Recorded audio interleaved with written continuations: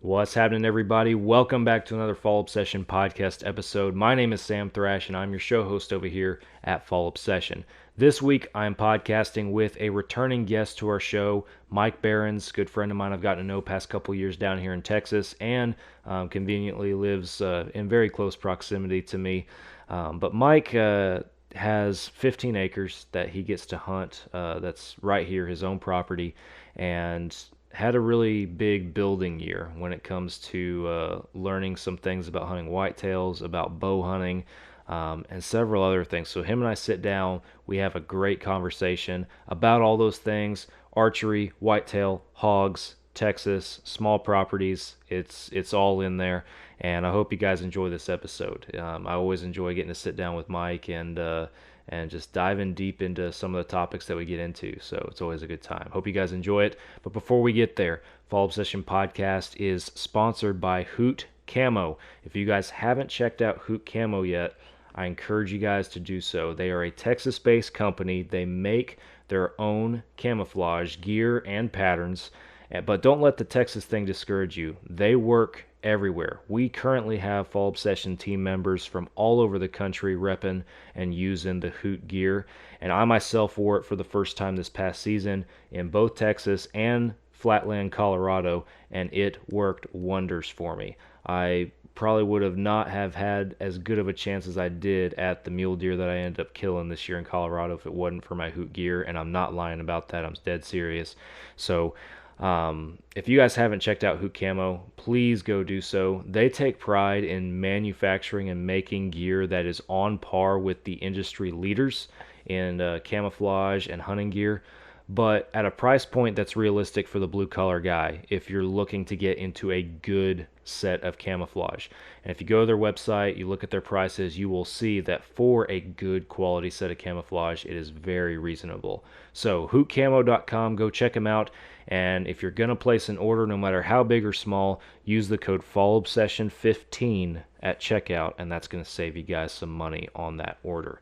So Hoot Camo, go check them out. Ridge Rock Hunt Company is another partner of the podcast. Derek and Lacey over there in Mississippi. They book hunts with vetted outfitters across the country. Derek has a large network of trusted outfitters that he sets his clients up with, and he can do that for you too. So if you're looking to book that next hunt, that next adventure, maybe even a once-in-a-lifetime bucket list hunt that you've been saving up for, give Derek a call. He'll work with you on all the details and find something that's right for you.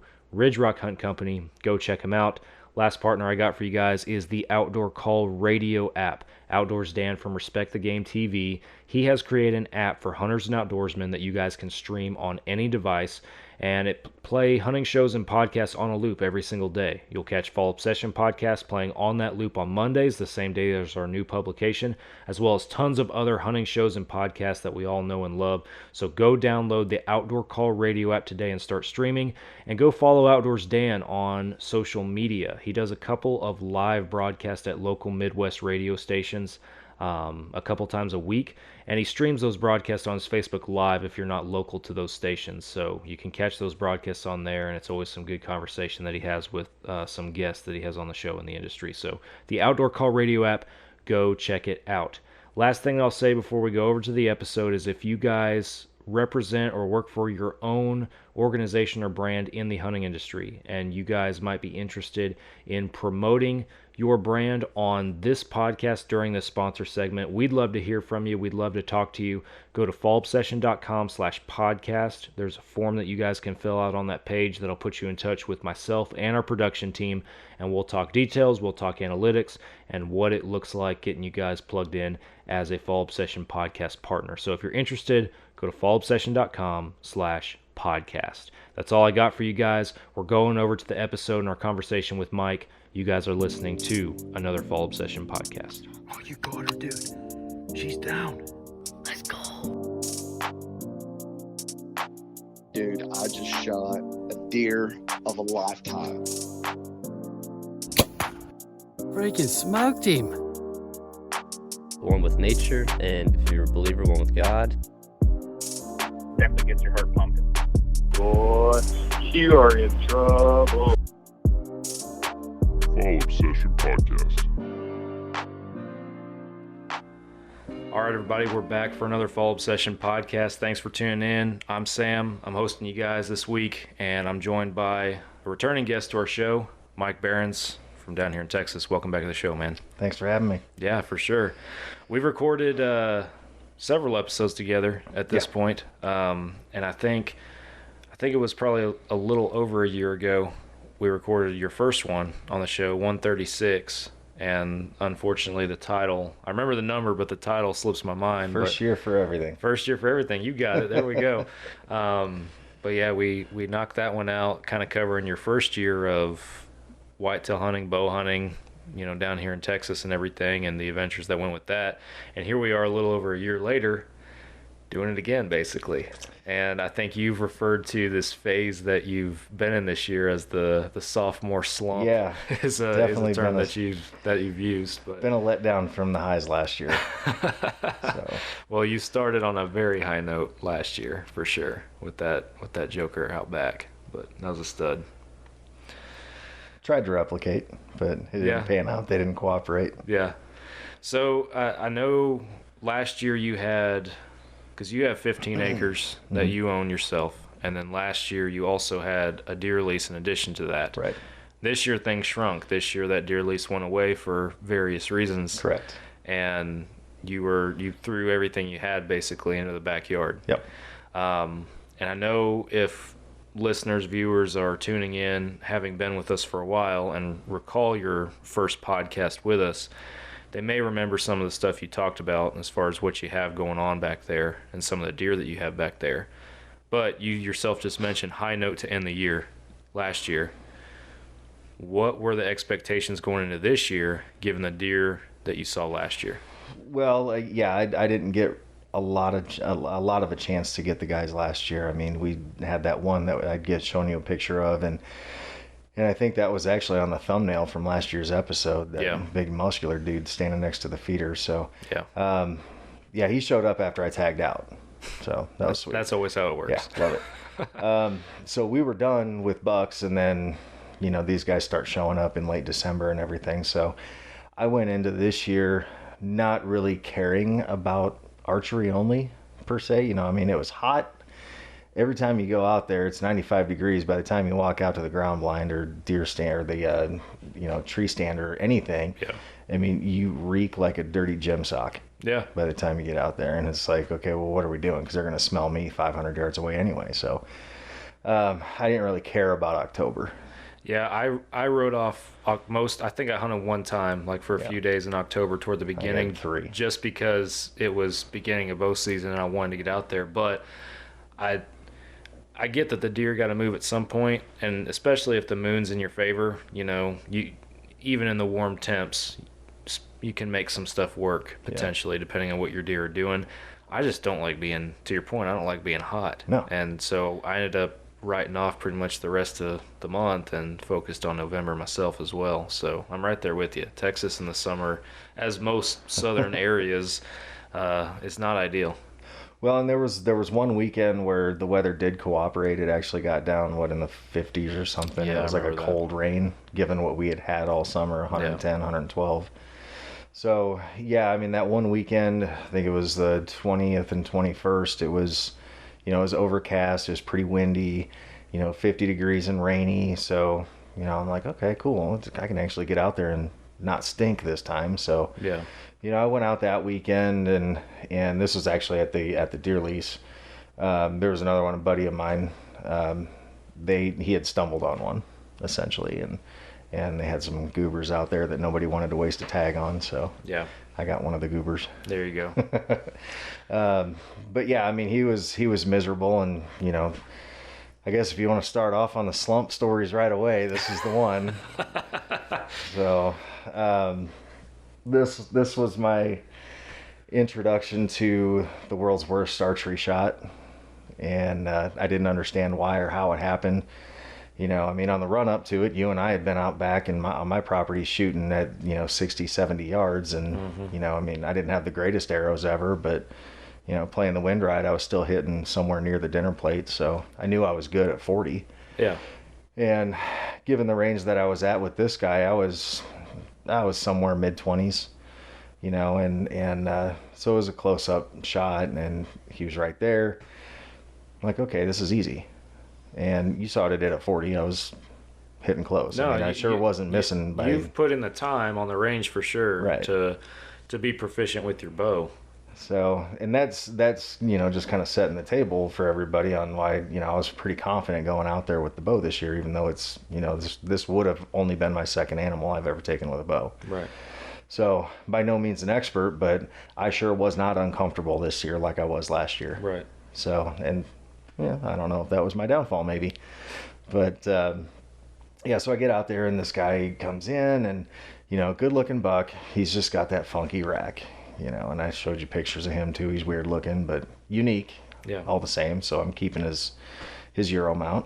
And so I get him in sights and I got that new single pin. So I'm super comfortable with it, really liking how everything's set up. And I let loose the arrow, and I wasn't high, I wasn't left, I wasn't right, I didn't jerk, everything was smooth. I saw the lighted knock take off, and that's when I got concerned, because I didn't do anything abnormal.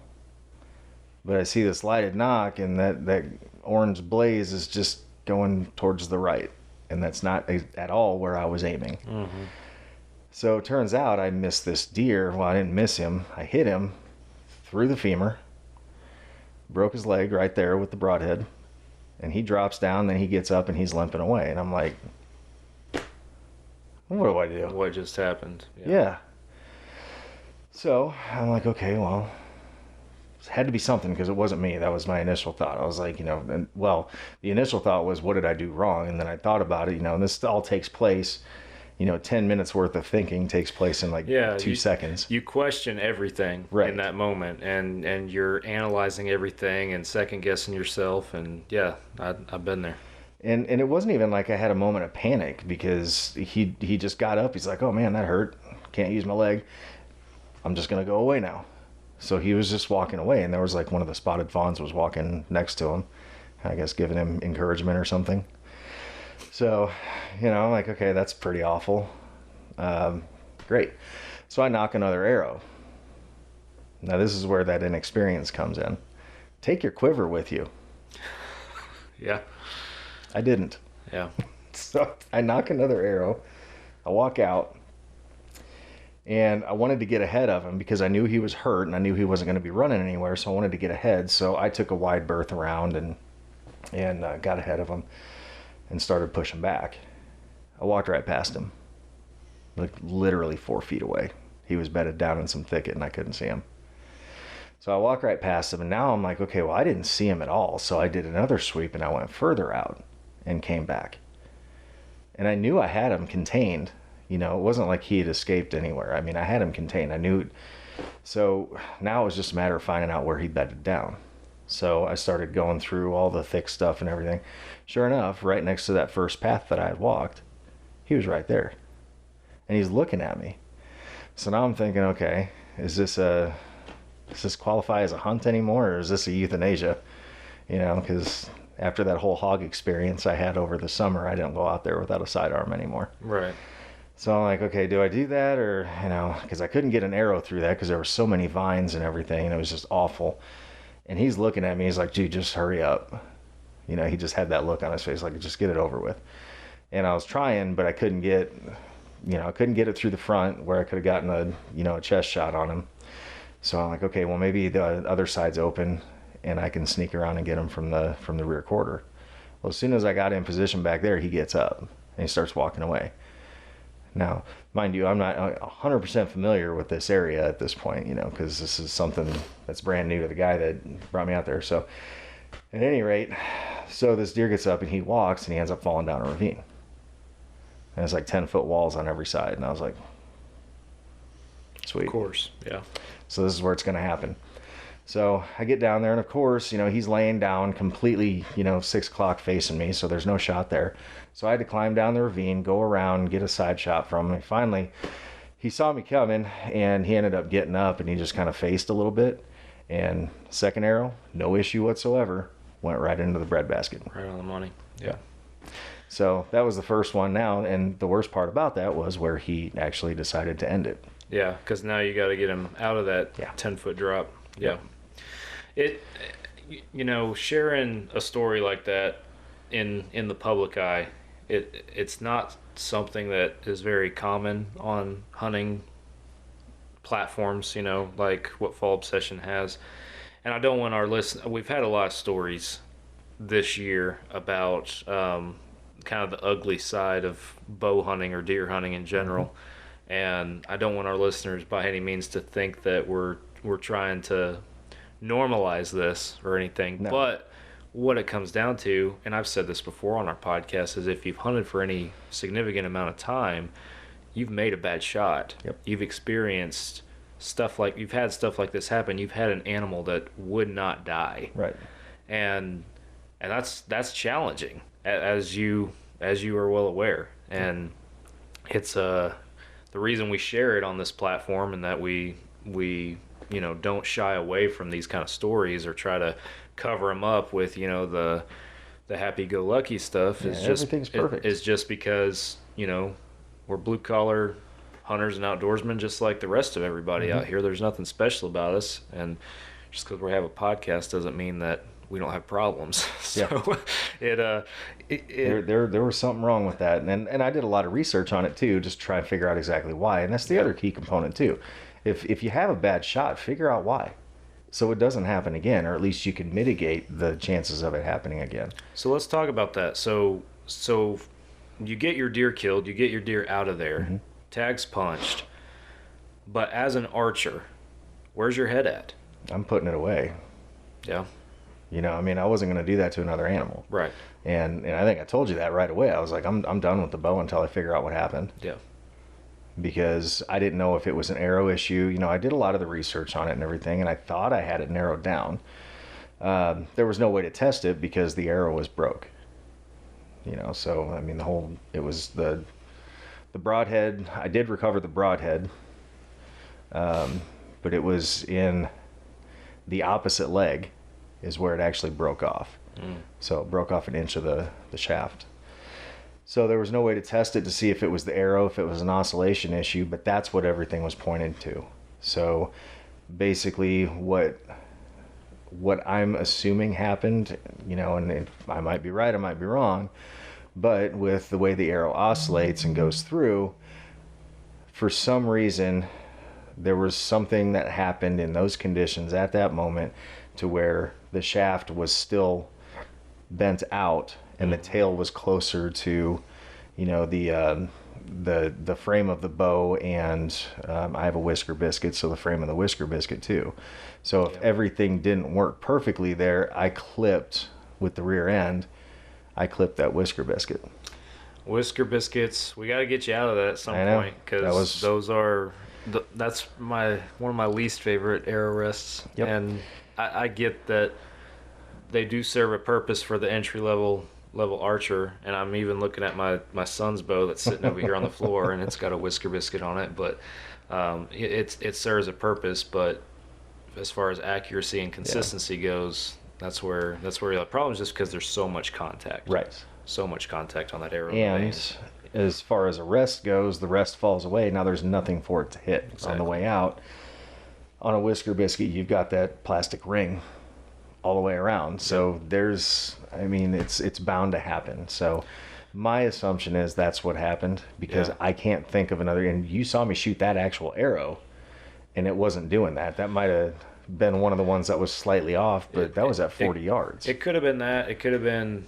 I'm more inclined to think that if you're confident in your shot and everything felt right, I know from just my background in working in an archery shop, I've seen it where an arrow that sits down in the whisker biscuit, it gets maybe pressed down to one side or the other, like into the whiskers a little too much, especially if you're in the blind and you just bump that shaft before you draw back. You bump it on something and don't even realize it because you're focused on your deer. That can easily cause it to do that, and that might have been all it took for something like that to happen. But at any rate, I'm convinced it was something mechanical and not something fundamental. So It's easy to question your fundamentals for sure, and not saying that it couldn't have been, but I've seen you shoot. I trust you in your opinion because I know how thorough you are, and in the past year and a half you've asked all the right questions and you've applied all the right things to your archery brain and everything, and I've seen you improve as an archer, and yeah, you're taking strides far above other people as far as, you know, how deep you've gone into it to make yourself better, you know. So and I wouldn't use it if I wasn't at that point. You know, it's just Yeah. like last year, I wasn't going to use it until I was 100% confident. That's why when I got off work, got home at 7:30 in the morning, I was out there until 8 o'clock shooting. Yeah. And then I would put it up, and gradually over that 2-3 months on the run up to September, where I had to start like really tuning it in, I was comfortable on what I could do out to 50. Yeah. And I knew that was double what my range was in the backyard. So yeah, it was just that one thing. I mean, that was the 6th deer that I had taken since I started. And let's see, well, and not all of those. I mean, there was only 2 that were archery. The other 4 were rifle. And then 5 or 6 pigs last year with the rifle. And the first 10 kills were all clean, very quick, no issue. So, it was kind of the expectation too. You're just like, wait, that didn't go the way it was supposed to. Yeah. What is this? So, I'm like, hold on, let's do over. Yeah. Rewind a So, little bit. Yeah. Yeah, it was pretty frustrating, but at the same time, I mean, it was not for the deer. I mean, that's a whole other issue, but as far as mentally, it really slapped me back to reality, kind of, because I mean, you said it too. I mean, I was riding a pretty good wave last year. Oh, yeah. Like with everything. I mean, it's like everything I touched, it went down, and it was just there at the right time, and like everything worked. And then this year, it was not great. And that started off the season, and that was October 21st. So I'm just like, okay, well, we got 2.5 months left, so this is gonna be awesome. Yeah. If this is how it goes. Before we get any deeper, tell me about your single pin, because you transitioned to that and you mentioned it briefly earlier. What are your thoughts on that? So, if anybody had watched the questions about archery one that we did. Yeah, we did. I'm trying to think of all the ones that we've done, because we did an archery related podcast, and I don't even remember which one that is. I'd have to go back and look. I think it was in the 140s maybe.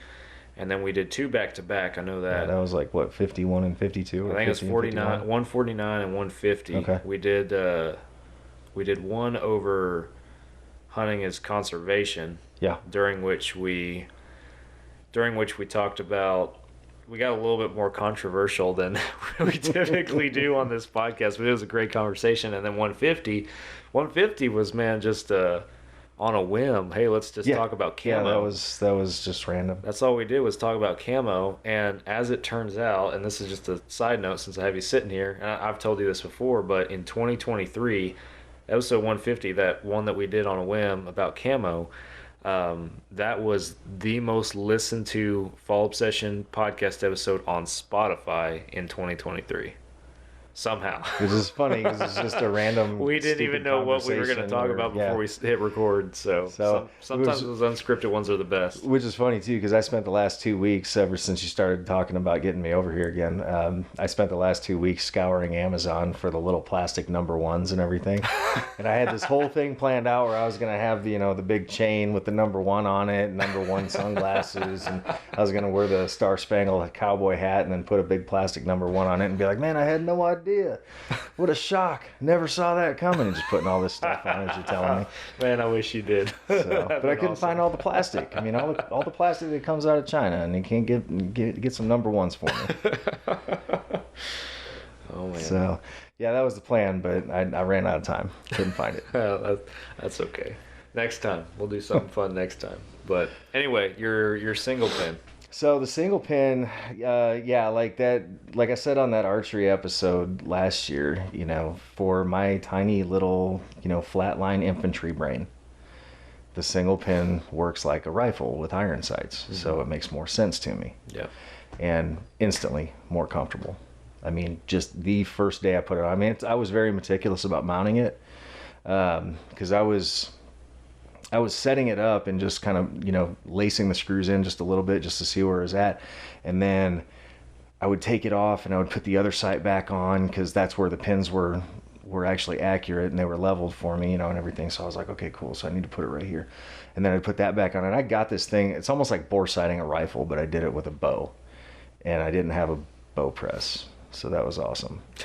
Well, you don't need a bow press for your sight. Well, no, but just something to hold it. I was doing this like just resting it on a table and stuff. It's just how I get stuff done. Yeah. Wing it. So I got this thing pretty close to where it was actually at, and turns out when I shot that 10-yard shot just to test it, it was almost dead center. Yeah. And I'm like, okay, cool. This is going to be a lot easier than I thought it was going to be. So I started working my way back to the 60, just like the directions said. And, by the time I get back to 60, let's rewind to last August. My shot group at 50 with the 5-pin sight that it came with was about yay big. Okay. I was cool with that, not bad, but that's kind of where it was. Sometimes it was a little tighter, sometimes a little bigger, but that was about the average. Just a small dinner plate. Yeah. So I was pretty cool with that. Given the equipment, it was all stock from the store. I'm like, yeah, great. So I get back to 60, and I put 3 arrows at 60 into the target. They were that big. Yeah. Golf ball. And I was a little bit excited about it, maybe irrationally so. Sent you a picture. Yep. So I was like, okay, this is the deal. So I was instantly comfortable with it. Yeah. And I knew I would be, but I mean, it was good that it was validated with the actual hands-on. But yeah, that single pin for me personally is where it's at, because I'm not gonna, like, you've got yours set up where you can change your elevation on it, and every pin is set 10 yards apart, or however you have it set up, and all that stuff. So. I changed mine up this year. I went with a 2-pin, which works the same way as a single pin. You just have 2 pins and 2 sight tape indicators, basically. So just like you would range something at 62 yards and you turn that single pin to 62. Well, if I range something at 62, I turn it to 62, and my first indicator is at 62 for the top pin, but then my bottom indicator might be at, 74. And so now I have a pin gap in between the two to shoot anything in between 62 and 74, and I know that's a wide range for a lot of archers and everything, and that's the part that even I'm not as comfortable with. I mean, I've shot my pin gap, I understand it, but it changes. Yeah, it changes with ranges, because when I'm up closer, it's more narrow. If I get farther away, it's a wider pin gap. So especially when you start getting longer, I don't use it as much. It's more meant for, like, if I'm bow hunting in Texas, sub 30 yards, I can put, feeders at 25. I put that on 25, and I got a 25 to 32 yard range right there, that I can shoot in my pin gap. And as long as you practice with your pin gaps, that works well. To your point, I had a 5-pin with a floater on the bottom last year, so 20 through 60 set, and I'm shooting pin gaps in between. Yeah. So I understand how, especially with your background, like you mentioned, how that single pin is going to benefit you a lot more. And it did, and it's something, for people who come from a rifle background that want to get into archery. I actually talked to a guy at work about the exact same thing. Yeah. And I was like, well, I mean, I told him this flat out. It was actually last night. I said, well, I mean, if you're wanting to get a bow, you're a prior service Marine. You're rifle bred, so it's going to make sense to you. Yeah. So I would just go ahead and do that right away and just get comfortable with it from jump, instead of, okay, now I understand a 5-pin. Now, I'm going to do this anyway. Right. So, and it's kind of like building a rifle. Instead of going and buying a stock AR from, wherever, and then coming back and spending $800 on furniture for it, why don't you just build it with the furniture you want? Right. From the get-go. Yeah. So it's kind of the same thing that I told him. I was like, if you're going to do it, you're a gun guy. You're a Marine, you're a cop, all that stuff. I mean, it's all the same things. So just do the single pin. You're going to not regret it. Yeah. So, but yeah, I mean, for me, it was amazing. Yeah. Loved it. And I tried so hard to get a pig with it. but they would not cooperate. Just would not do it. That's how it goes. They were showing up, man. Somebody gave them my work schedule. Because it was like every single night that I was off, I'd sit out there and see nothing. And then the night I go back to work, and all of a sudden, camera's going nuts. And there's 40 pigs out there. Every single week it was like that. That sucks.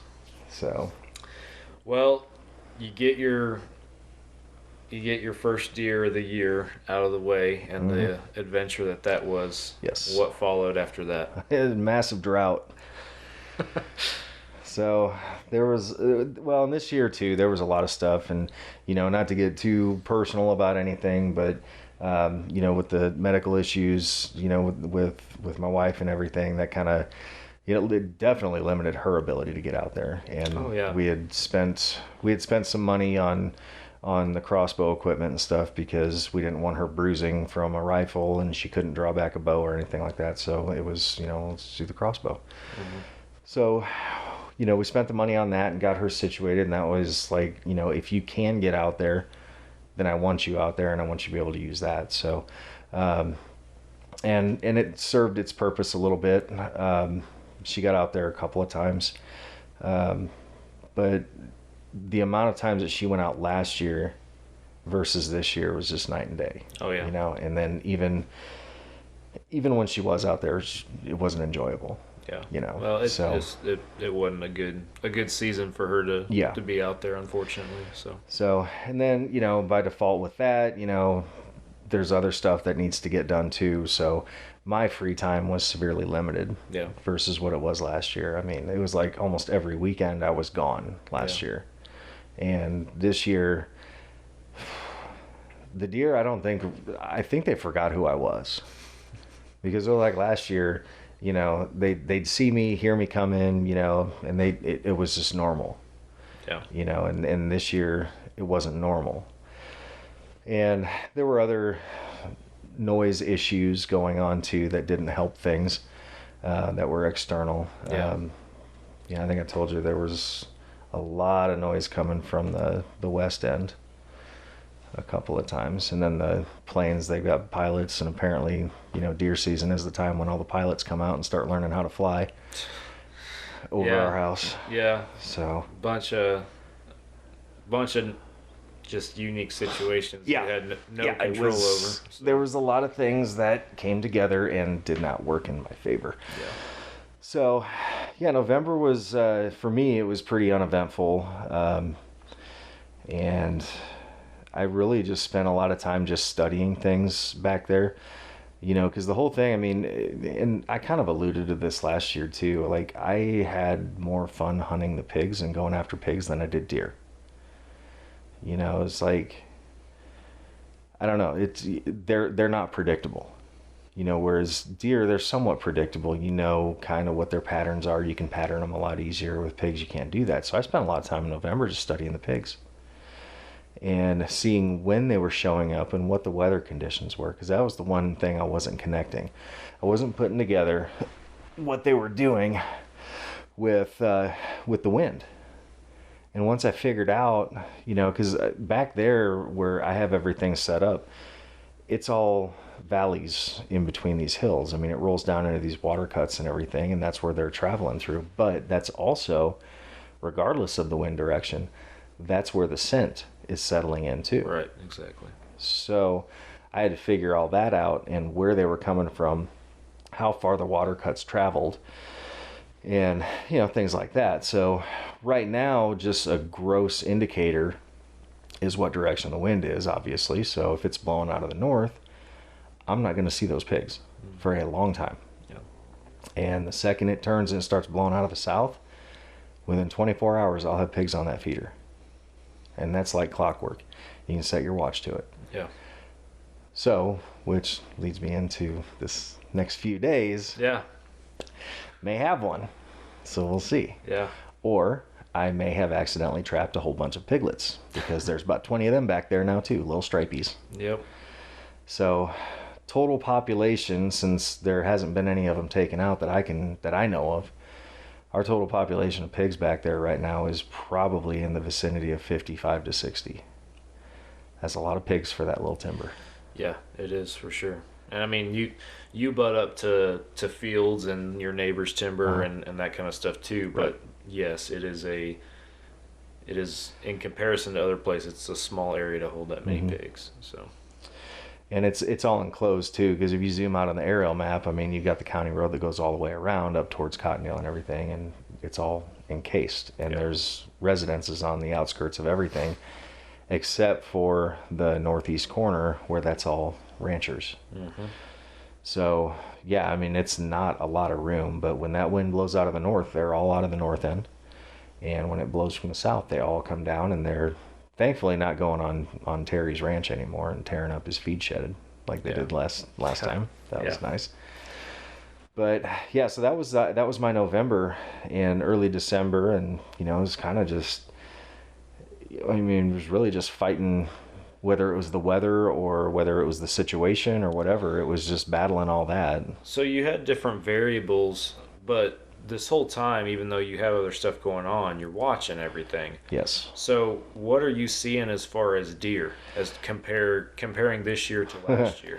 Well, I'm seeing everything that I want to go after. Yeah. But every time I did get a chance to go out, they were no-showing me. And it was kind of like that last year too. And I mean, wind-wise, I was typically never really downwind from them. I wasn't necessarily upwind either. It was more of a cross, but I mean, they'd come in from any direction, so it didn't matter. They'd get you one way or another. So it got to a point where I really didn't even bother if it was super windy, because I didn't want the scent to carry. If it was relatively calm, then I would make a point to try and get out there at least once that day. Yeah. But I did see there was a lot of does back there, which was something I was concerned about last year, because I thought we only had a couple of them running around, and then one got hit by a car, and I was like, oh my God, we're gonna, but that's only a concern that hunters have. Nobody else shares that concern about deer. But yeah, I mean, I was seeing a lot of doe out there. The fawns were sticking close. I mean, especially when I moved my feeder and everything back after I'd talked to one of the neighbors, and and that kind of ties in with the whole pig thing. It was basically hey, do what you want on my side of the property line back there. You can do whatever you want as long as you keep the pigs away from the house. Yeah. Deal. So, I guess mission accomplished on that. I hadn't actually killed any yet because they know my work schedule. But anyway, yeah, so I'm seeing all kinds of does. I'm seeing some of the big boys. I've got this 8-pointer that, we wanted to let grow, along with the 6-pointer he runs around with, and I think you caught a glimpse of him a couple of times. Yeah. Decent looking, but you can tell he's a drought deer. Give him another year. We'll see what he comes back as next year. Hopefully it's a 10 and a 8 or a 10 and a 9 or something like that with those two. Yeah. A good generational future for the next several years too, because there's quite a few young bucks that, I mean, I'm not confident enough to say it was a 3.5-year-old buck. It just didn't look that big, but it had an 8-point rack already.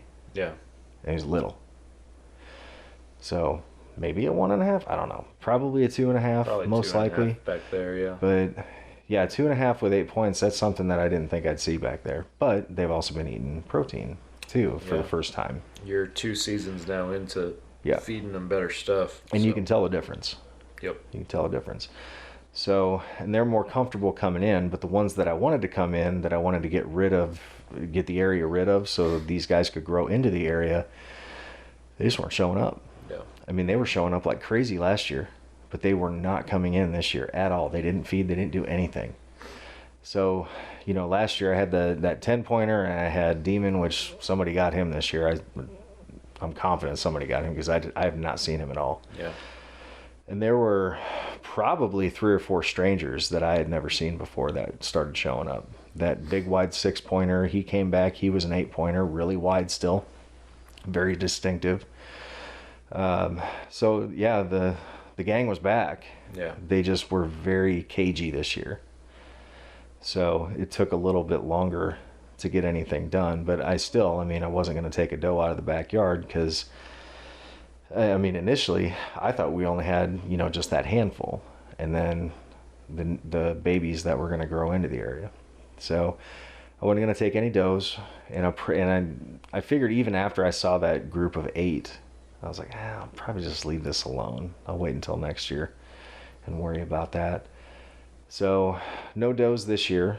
And I wasn't even going to ask on, on my buddy's place out there. So, because they had their hands full with hunters and they had a hard time bringing stuff in too. So I wasn't going to ask. I mean, I got that gift of the first one, so I'll leave that alone.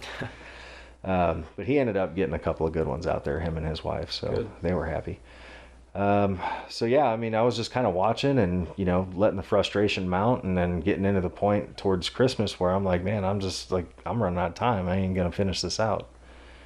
So I got to the point of, almost giving up, where I'm just like going out there just to do the motions and not thinking. And, so I go out there. It was like, no, I wasn't even out there. This was on trail cam. And it was like December 19th, 18th and 19th, both mornings and one evening out of those days. I can't remember exactly which, but this big, tall, he wasn't goofy looking, but he was one of those two. And I couldn't tell if it was Demon or that December thumbnail picture deer that it was. I couldn't tell which one it was, but I was like, that's got to be him, because his body is way bigger than that 8-pointer. He was... you sent me pictures. He was visually just a much more mature deer than you had anything else back there. Like, this is, without a shadow of a doubt, in my opinion, a 5-year-old at least. Yeah. Like, this is a shooter.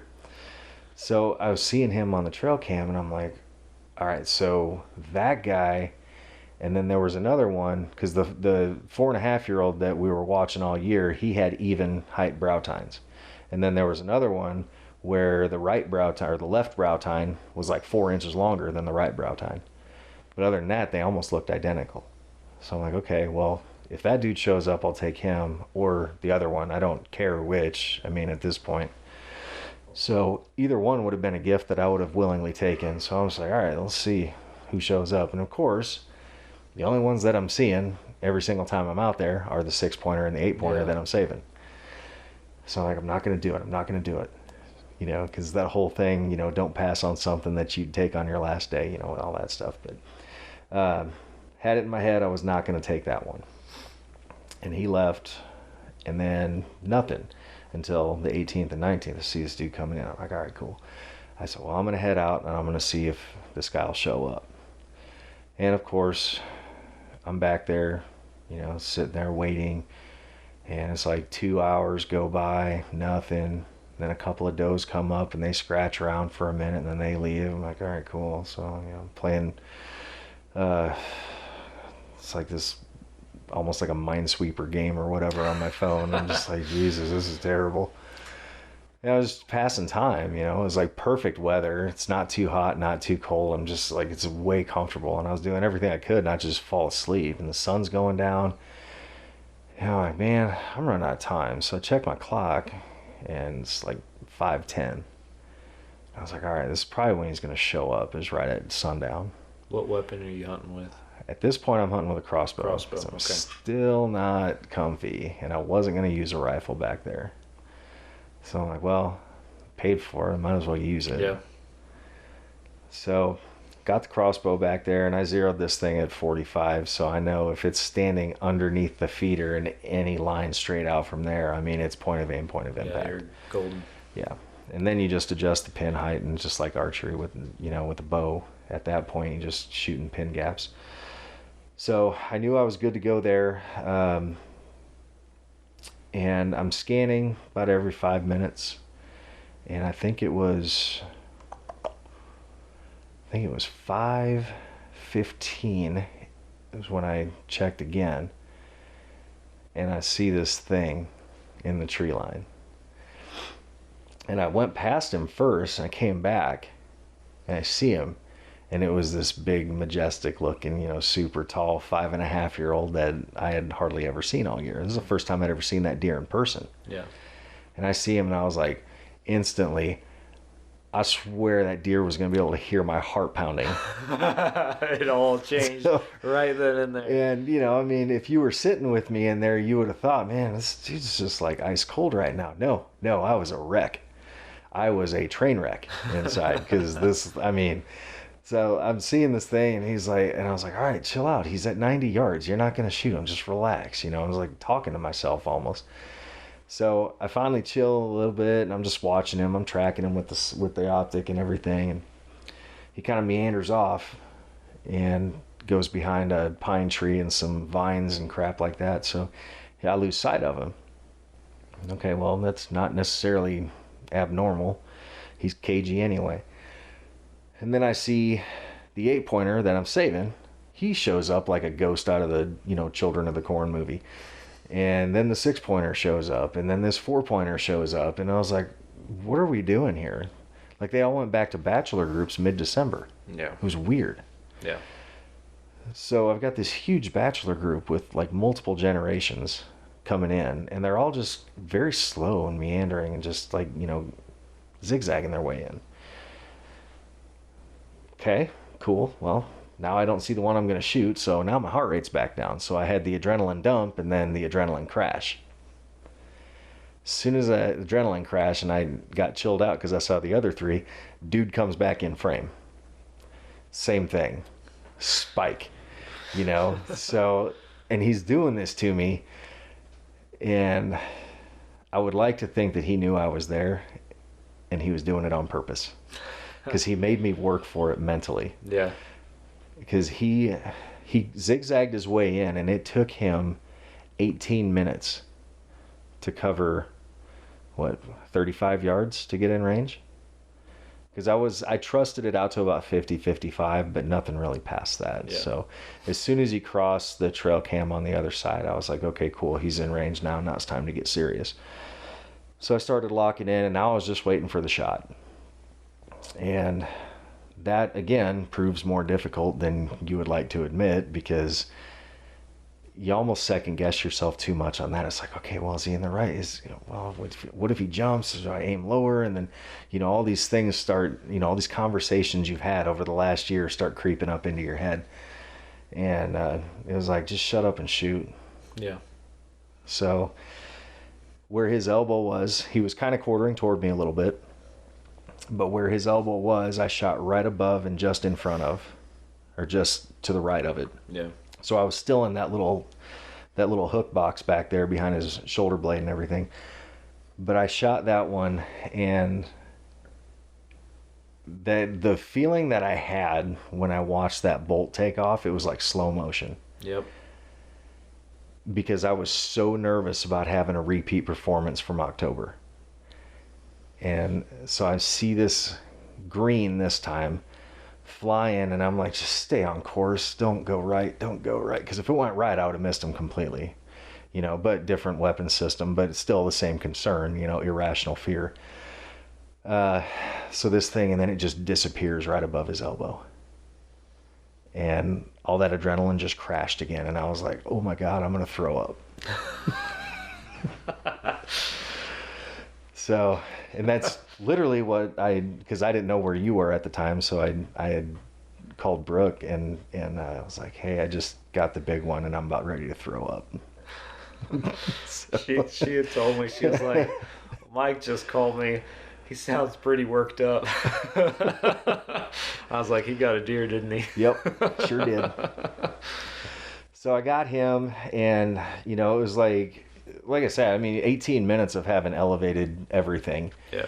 And then you see the shot that you want, and, you know, you finally put the mental work in. You know, everything else before that's physical work, you know, throwing corn and, you know, doing that site improvement and moving equipment, practice, all that stuff's physical. That you cannot practice that mental part. Yeah. No matter what you do.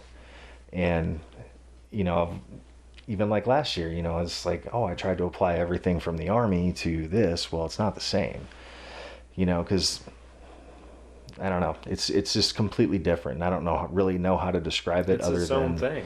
Yeah, it's when that happened and everything just crashed all at once. I was like, oh, okay, got him. probably going to puke now. So I kind of got my bearings and I was like, okay, cool. So I went out there, checked for blood, because I had a secondary mission on this too.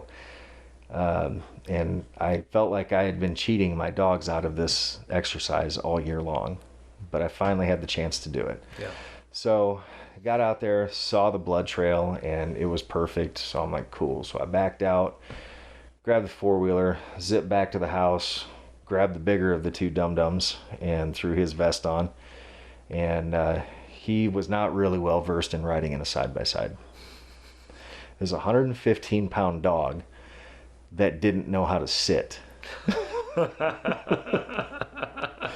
So that was a trip in and of itself, but he knew something was up, because as soon as I walked in the house, he knew there was a difference in my demeanor. Yeah. And he posted up right in front of me, and he sat and his tail was stock still, which never happens with that dog. He was completely locked on to me. He knew it was game time before I said anything. Yeah.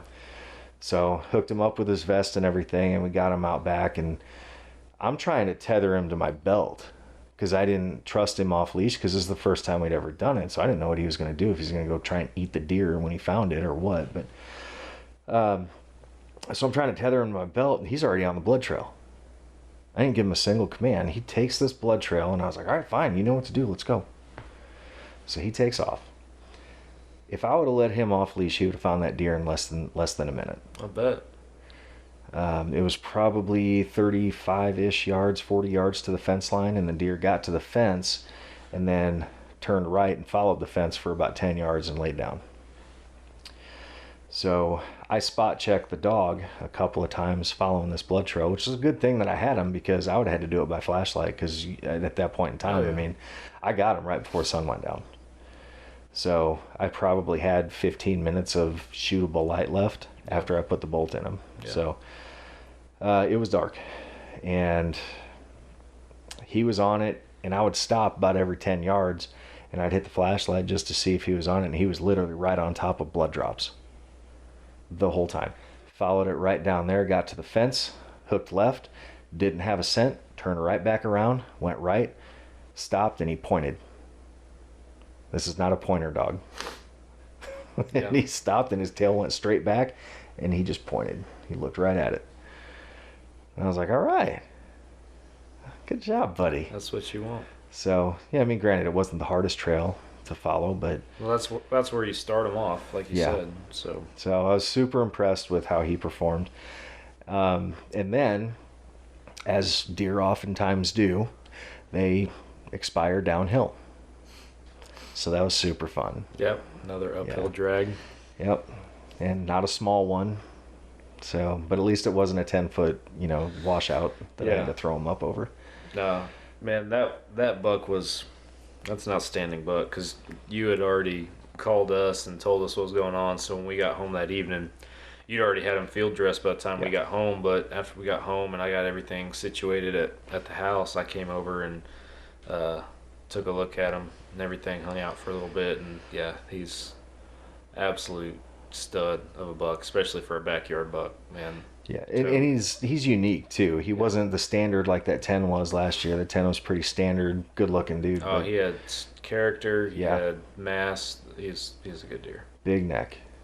I think his what I cut off of his neck I think they were about 4.5 pounds each Wow. off of each side.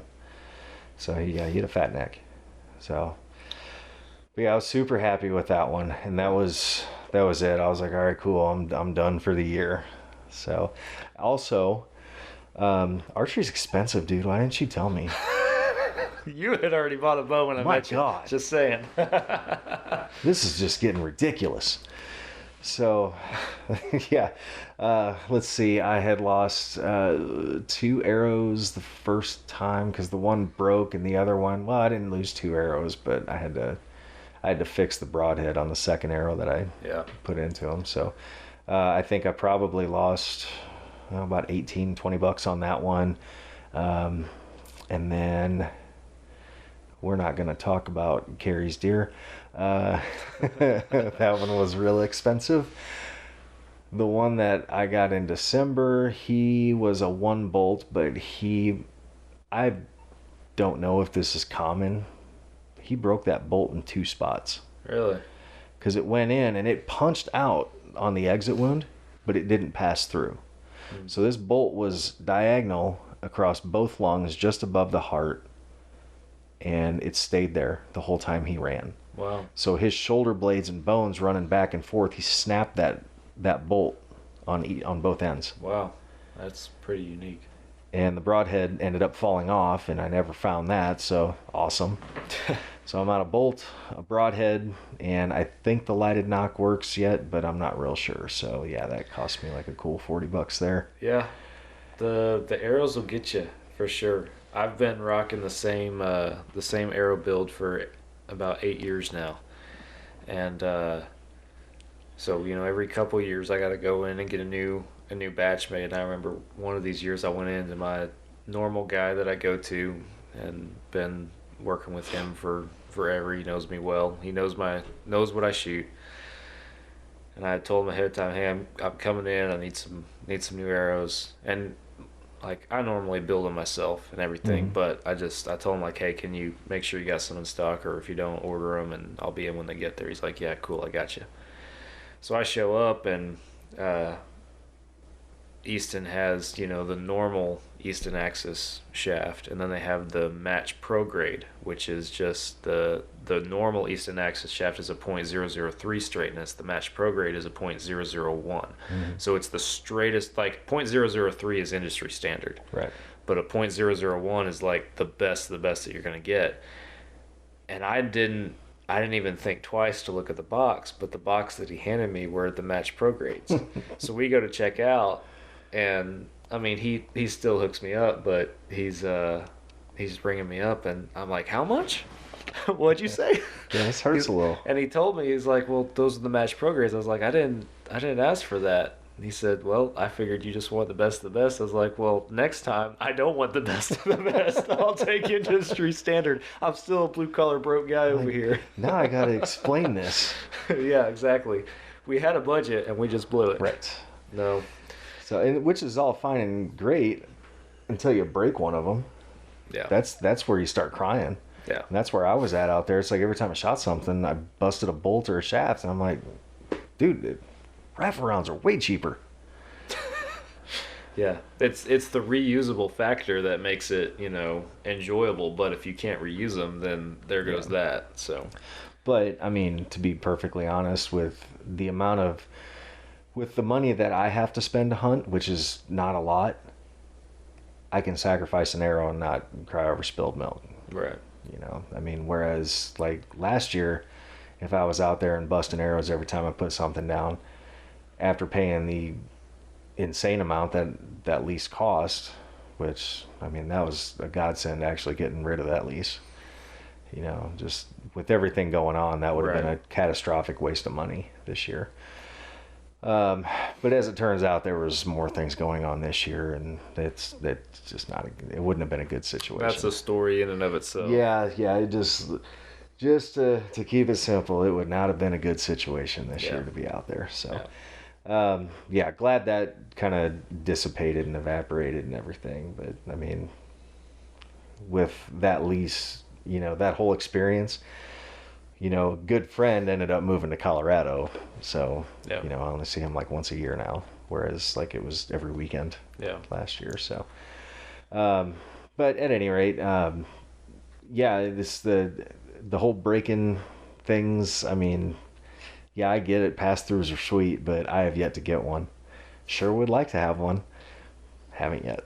Yeah. And I'm reasonably certain that I will not get a pass-through on a wild pig. It's pretty tough.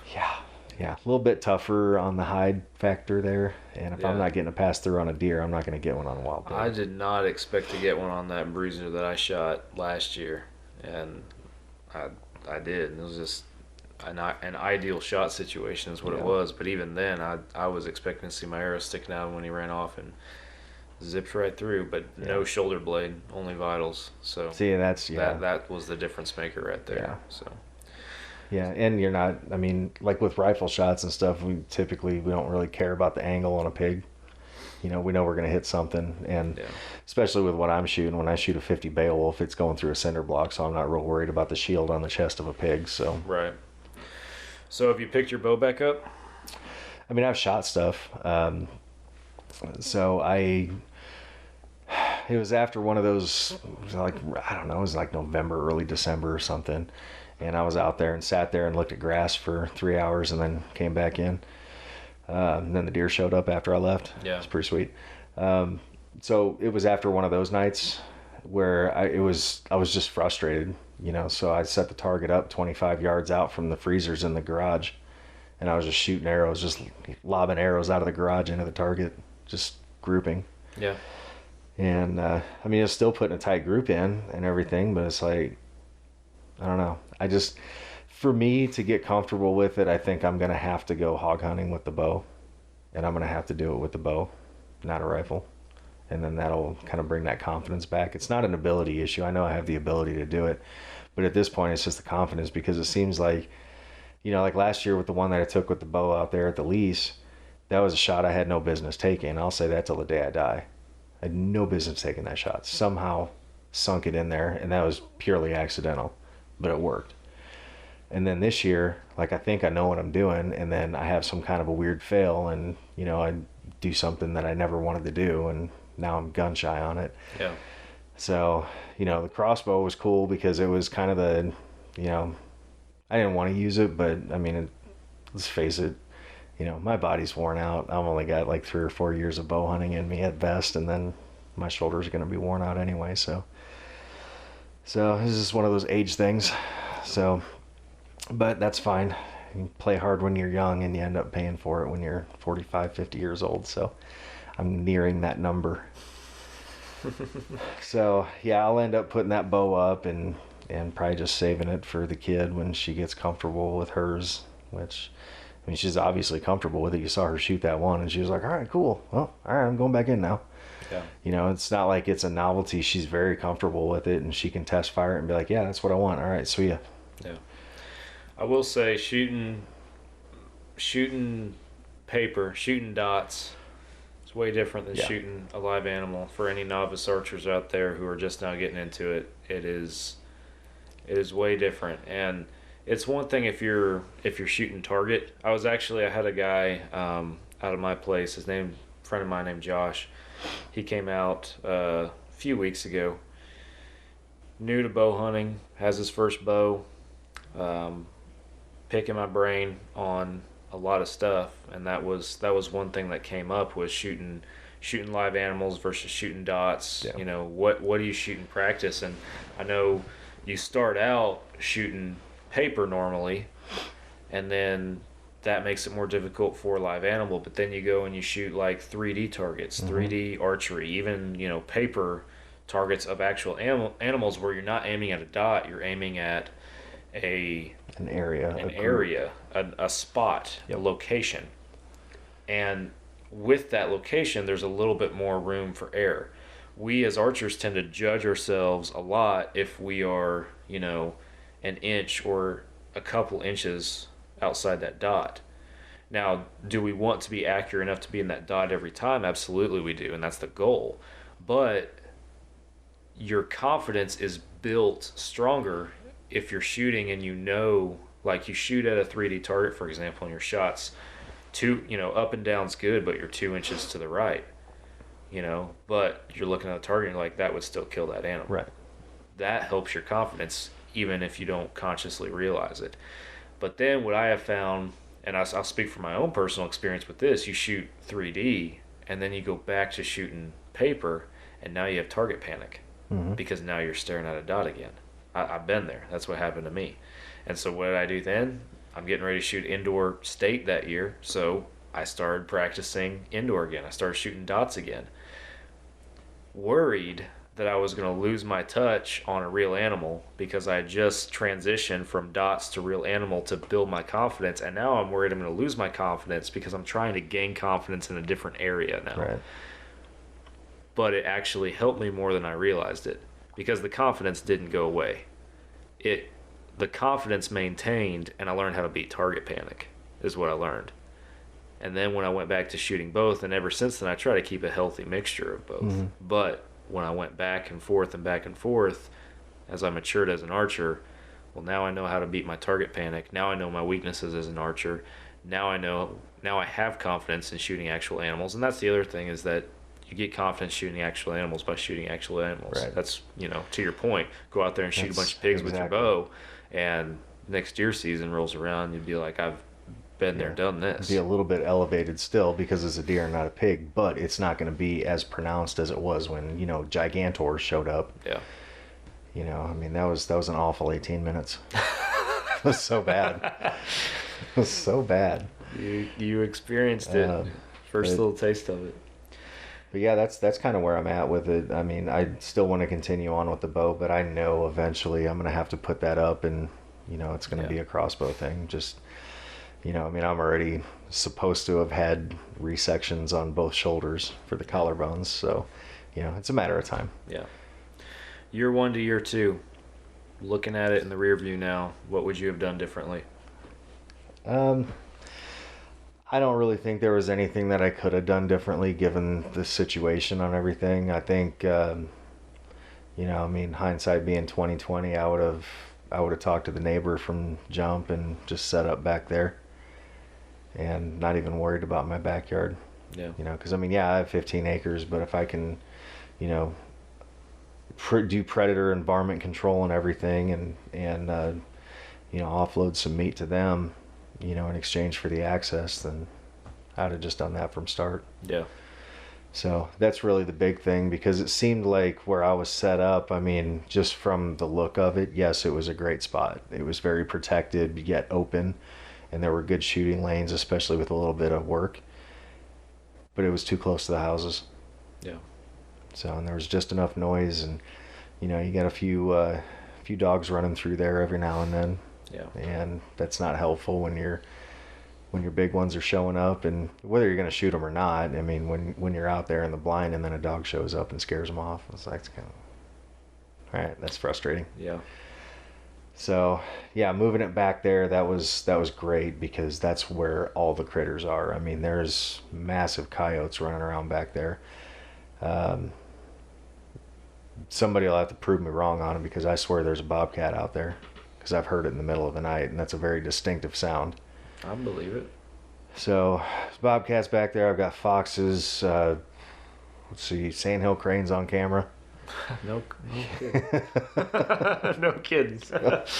Yeah, there's the whole shebang is all back there within 100 yards of where my ground blind is. That's awesome. So It's a good spot. yeah, there's a lot. It's just timing. But there's I do have a friend of mine that she's got a bucket list, and one of the things on her bucket list is to go pig hunting. So Come on. that's what I told her. I was like, okay, we'll make it work. I'm going to keep an eye on the wind, and the first chance we get when the wind is right, we'll be out there. I said, oh, by the way, I'm recording all of it. She's like, why? And I said, have you met my neighbor? Oh, boy.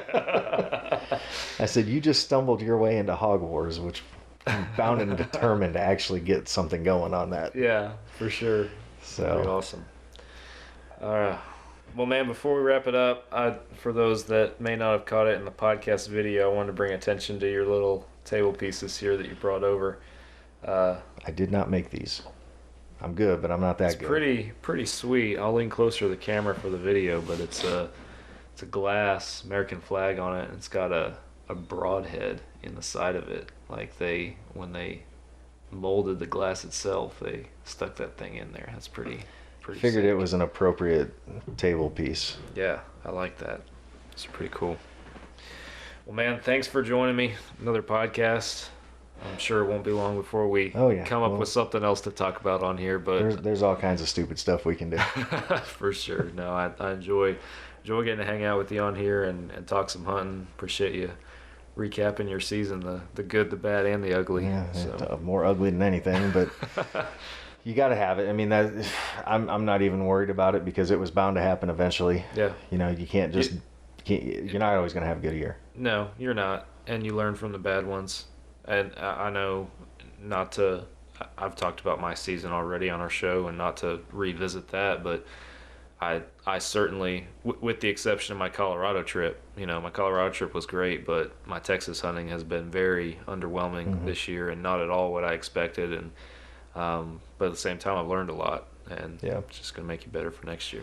So exactly, and plenty of time to do it now, and Yeah. hopefully, with El Nino in town, we'll actually have some good weather this year, and it won't be quite as hot, and we can get a little more outside time. Yeah, hopefully. So, yeah, appreciate you having me again. Yeah, absolutely. Guys, if you're listening, thank you. Appreciate y'all tuning in to another Fall Obsession podcast. You know the drill. All the social platforms, go hit them up. Fall Obsession. We post daily, as well as on our YouTube channel. Got tons of cool videos on there.